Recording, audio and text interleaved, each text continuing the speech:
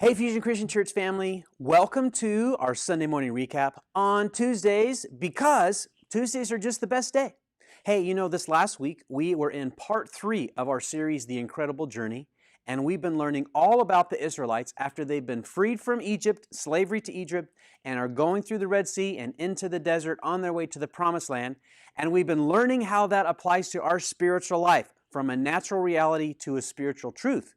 And we learned this last week that the Israelites left the Red Sea and went to the first place they found water was the place of Marah, the place of bitter water. And the very first thing out of their mouth is they're complaining and grumbling against Moses because of the bitter water. Now, I'll be honest with you. We learned a lot of good truths from that story on Sunday. Too many to recount on a 3-minute video. So if you missed it, you need to go back and watch it and get caught up so that you can kind of see what's happening in their life. But here's a couple things I want to point out today. Number one, you've got to get grumbling out of your life. If you want to have a sweet life, you've got to get grumbling out of your life. Stop complaining. I know that's a little tough to hear, but aren't we good at that? We're so good at complaining and grumbling and being upset. And the second thing we learned out of the many things is we've got to get rid of bitterness.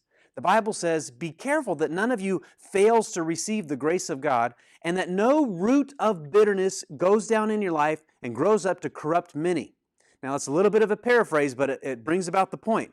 A seed, when it's planted, grows down, and then it grows up and bears fruit. And that's what happens in bitterness with bitterness in our lives, is it grows down and we kind of mull it over and we get mad and we stew on it and we're upset and we get hurt and we don't let the hurt go. And then it goes down and then it grows up.